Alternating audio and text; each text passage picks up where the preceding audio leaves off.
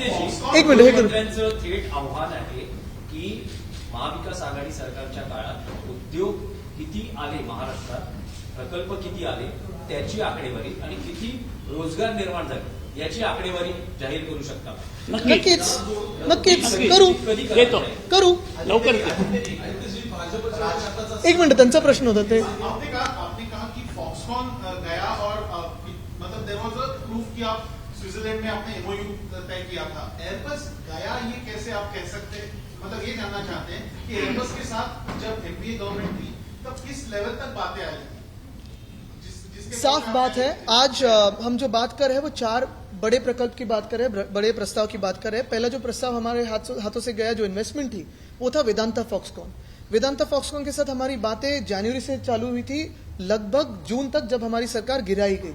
उसके बाद अगर आप देखें तो जो अनकॉन्स्टिट्यूशनल सरकार है, उनके जो मुख्यमंत्री कहलाते हैं, उन्होंने हाउस में हमें वचन दिया था, हाउस में बयान दिया था कि वेदांता फॉक्सकॉन आने वाले हैं, जबकि इन्वेस्टमेंट 1.4 लाख करोड़ की थी, उन्होंने बताया था 4 लाख करोड़ की. MIDC में जर्नल में आया था 1 लाख करोड़. उनको भी पता नहीं था कि क्या चल रहा है, लेकिन वेदांता फॉक्सकॉन हाथों से निकल गया. फिर थी बात बल्क ड्रग पार्क की. बल्क ड्रग पार्क महाराष्ट्र में 394 फार्मेसी कॉलेजेस होते हुए, वैक्सीन प्रोडक्शन में हाईएस्ट होते हुए, फार्मेसी ड्रग्स में हाईएस्ट प्रोडक्शन होते हुए, महाराष्ट्र से लेकर 4 अन्य राज्यों में बल्क ड्रग पार्क दिया गया, लेकिन महाराष्ट्र में नहीं आया. तीसरी बात हुई मेडिकल डिवाइस पार्क की.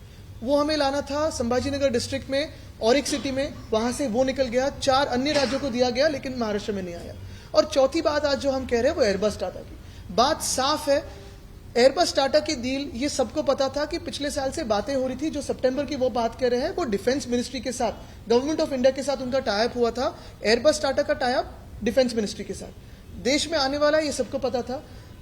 इनफॉर्मली फॉर्मली जब भी टाटा ग्रुप से बातें होती थी, जो एयर शो में देसाई साहब भी गए थे, वहां भी बातें हुई. लेकिन यही बात है कि अगर आप देखें तो 2 प्रमुख राज्य के मंत्री ने, जैसे गडकरी साहब ने अभी अक्टूबर 2022 में उनको खत लिखा है एन चंद्र साहब को कि नागपुर मिहान में लिया जाए. जो हमारा भी कहना था कि नागपुर मिहान में एयरबस टाटा आए तो बेहतर होगा, क्योंकि जो महाराष्ट्र में थ्रस्ट इंडस्ट्री कहलाते हैं, 2019 से लेकर 2024 की पॉलिसी में ये industry, aviation is a thrust industry.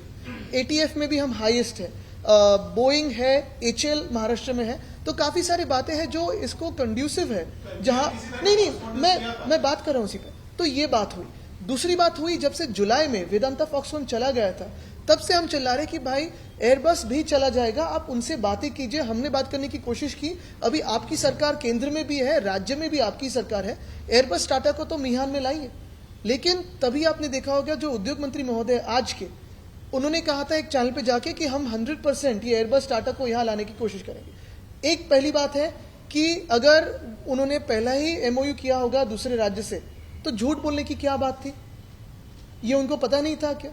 और अगर नहीं पता था तो इतने कॉन्फिडेंस से कैसे बात कर सकते हैं कि हमने लाया? चलो हमने कुछ नहीं किया होगा, आपने तो करना चाहिए था. डबल इंजन की सरकार में एक इंजन फेल कैसे हुई?